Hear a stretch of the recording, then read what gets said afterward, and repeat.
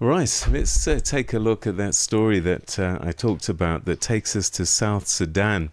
And that's a country that's emerging from what's been described as the largest and the longest cholera outbreak since independence in 2011.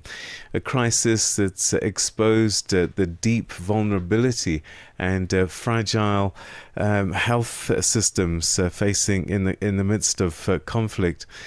It is a difficult scenario, displacement and climate shocks.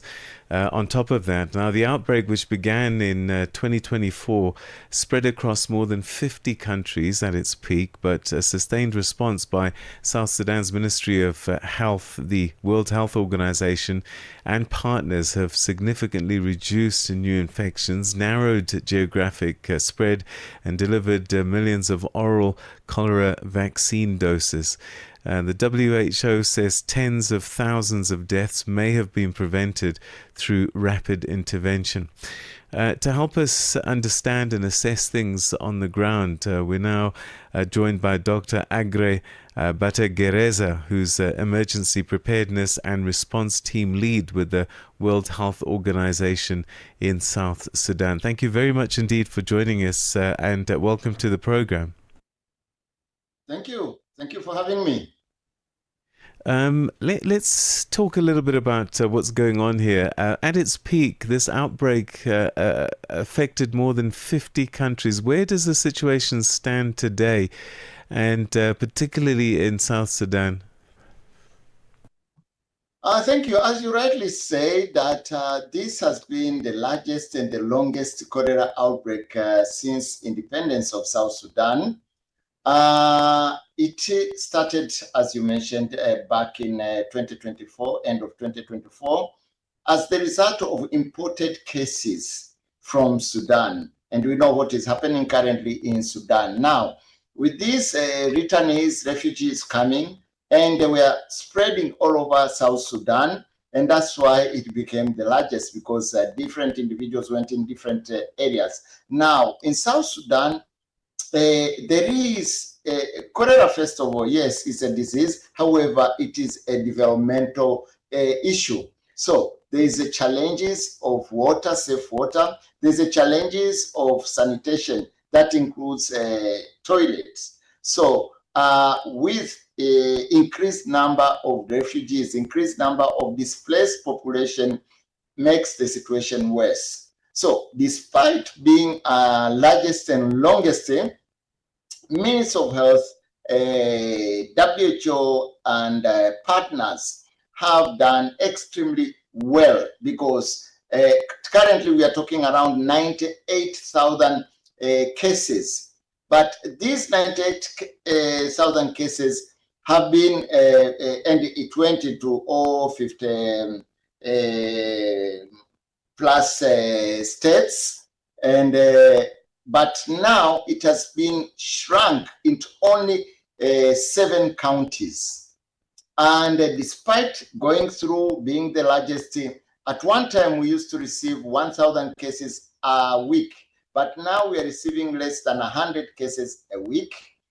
And case fatality rate, the people who died because of cholera in the health facility are less than 0.8, which is quite a significant and one can say a success story, because a benchmark should be less than 1%. So you can see in South Sudan, despite all the challenges, case fatality were maintained at low level.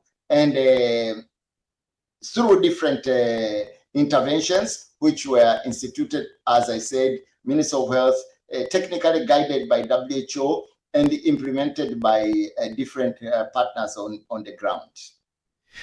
I think you may have partly answered my next question. Cholera is preventable and treatable. Why then would this outbreak become so widespread in the first place? And could it happen again?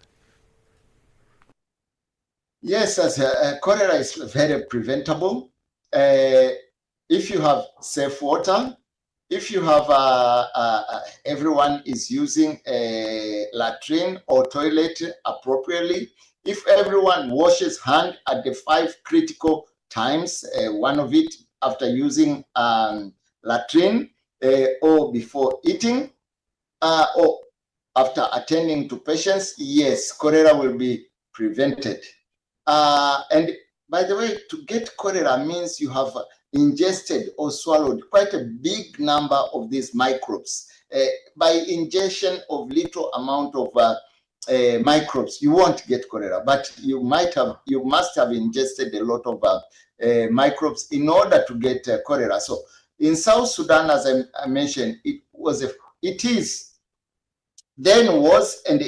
still a very fertile ground for cholera multiplication and cholera going everywhere, and more people infected because of the things I said.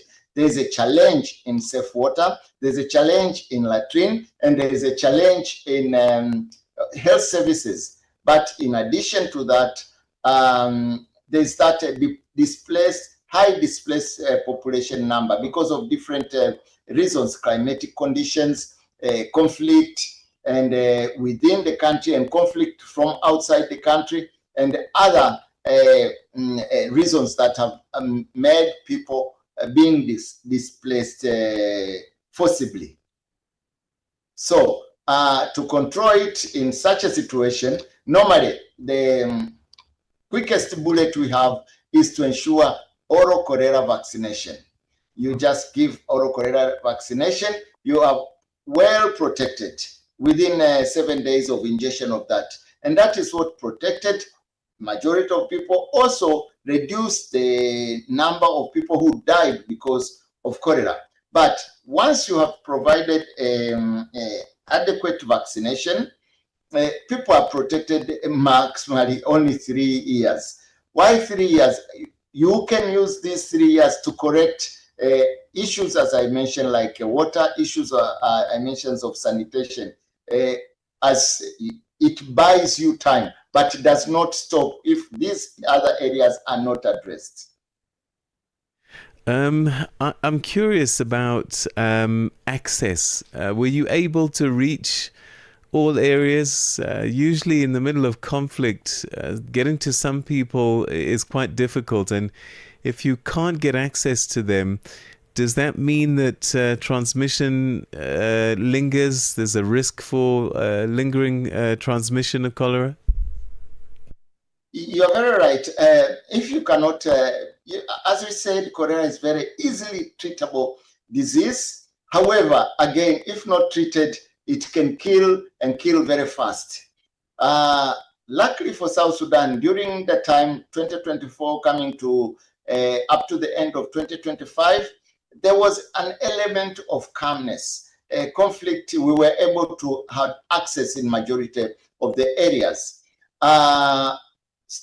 And we were almost wiping out cholera completely here in South Sudan. We had just reached a tail, and we knew within a short time we were going completely to wipe out cholera.